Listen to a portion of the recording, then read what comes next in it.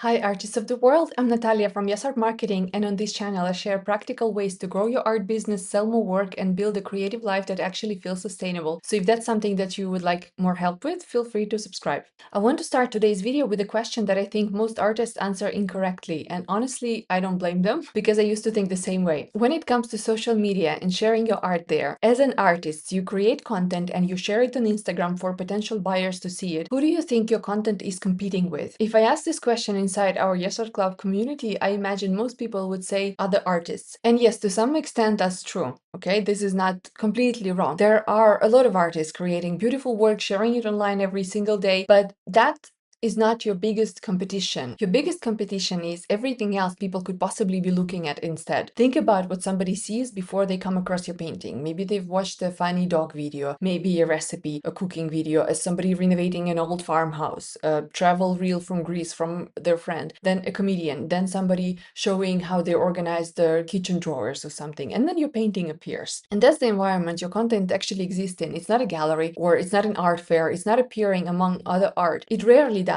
If your viewer isn't another artist, they are not seeing a lot of art videos. It's not that people out there online opened Instagram to deliberately come to look at paintings. They didn't. Your content is sitting right in the middle of, and I think artists sometimes forget this because we spend so much time thinking about art that we accidentally assume that everyone else opens Instagram hoping that they will discover something beautiful, another beautiful painting, but that's not what's happening. Most people open social media because they have a few spare minutes while they're waiting for a train, standing in a supermarket queue, having their morning coffee maybe, or pretending to listen during a Zoom meeting. They're looking for something that entertains them, surprises them, teaches them something, makes them smile or laugh, or simply gives them a distraction for a few moments to transition from work mode to home mode or something. Yeah, your painting just happens to appear in the middle of all of that, which means your content has a very important job to do. It has to give people a reason to pause and notice what you're showing, not because your work isn't beautiful on its own. It is, I'm sure it is, but because the beauty isn't the only thing competing for somebody's attention anymore. They're making hundreds of tiny decisions every day about what deserves another few seconds of their time, and your content, your reels, need to help them make that decision. And this is where I think artists often misunderstand the idea of a hook. Personally, I'm starting to dislike the word hook because it has become one of those marketing words that make people immediately think about manipulation or clickbait or something. Yeah, instead, let's call it an entry point, because that's what it is exactly. An entry point is the doorway into your content. It's the thing that makes somebody stop for just long enough to think, okay, this looks interesting. It's not there to trick anyone. It's not there to manipulate anyone. It's making it easier for somebody to walk through the door you've opened and discover the artwork waiting on the other side. Now, there's a mistake that I see artists making all the time. They make entry point about themselves. Things like, help me get 10,000 followers, support small artists, revealing my art until I find 10,000 followers, trying to make it as an artist. And yeah, technically those are hooks, but if we're being completely honest, they're only interesting to the person posting them. So your audience isn't opening Instagram wondering whether a stranger managed to hit their follower goal. They're thinking about themselves. We all think about ourselves. We're wondering whether we're going to enjoy the next few seconds enough to stop scrolling. So instead of asking yourself what I want people to know about me or what I want to ask them to do,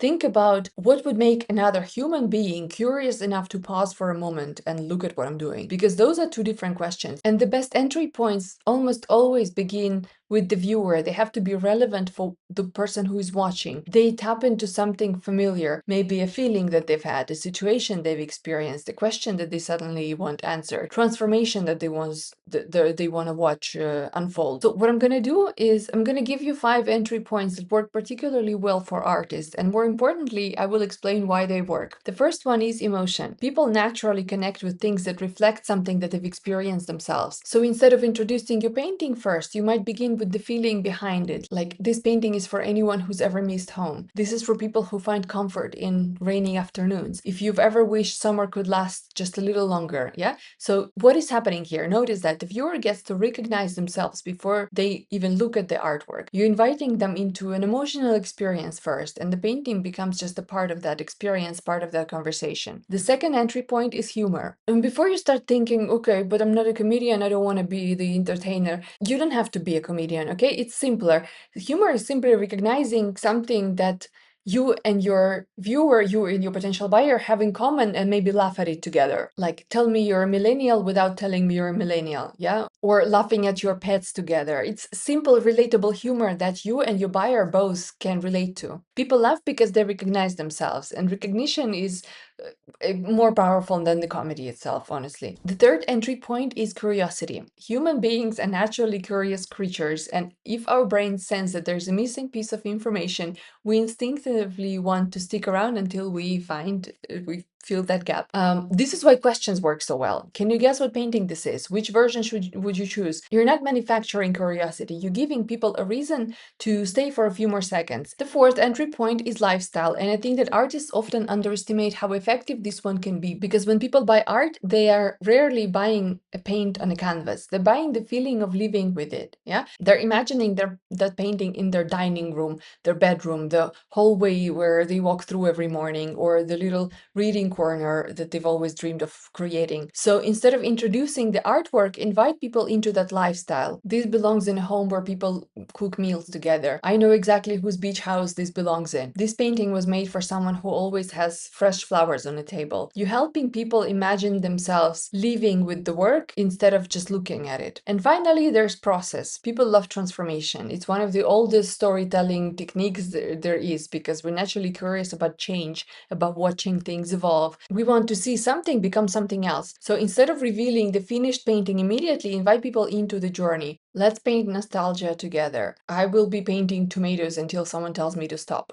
Yeah, and this painting process there. This looked like a complete disaster for the most of the afternoon. People aren't just looking there at the finished painting. They already invested in seeing how the story ends. And here's the thing that I really want you to take away from today's video. An entry point isn't there to distract people from your art. A hook isn't there to manipulate them. It's there to help people notice your art. It's there to just help them stop and look at it for a second. And those are different things. Sometimes artists worry that making content more engaging somehow cheapens the work. I think of it more like inviting somebody into your studio. If you walked into my studio and I immediately started giving you a 20-minute explanation of every technical decision I'd made over the past 6 months, you would feel overwhelmed. But if I said, come and look at this tomato painting and let me show you how I actually made tomato sauce while I lived in the south of Italy. I have some photos. You will probably walk over. You would be curious. And that's all it is, the entry point. It's an invitation. Once somebody accepts that invitation, they get to appreciate your colors, your brushwork, your story, your ideas, everything that makes your work unique. Because at the end of the day, your art isn't competing with other artists. It's competing with everything else that exists in someone's feed and in someone's head. You're competing with other things that they're thinking about. It's not something to be intimidated by or frustrated by. It's something to keep in mind while you deciding how to introduce your work. So the next time you're creating a reel, instead of getting frustrated about the hook, ask yourself, if I knew absolutely nothing about me, what would make me curious enough to stop scrolling? I think you will find that this question leads to stronger ideas because it turns your attention away from yourself and towards the person you're trying to reach. And if coming up with ideas like these feels harder than making the art itself, that's exactly why I built content library inside Yes Art Club. It's full of ready-to-use hooks and captions and content ideas designed specifically for artists, so you can spend less time staring at a blank screen wondering what to post and more time doing what you actually became an artist to do, making beautiful work. You will find the link to Yes Art Club in the description to this video. I thank you for watching and I will see you next Wednesday.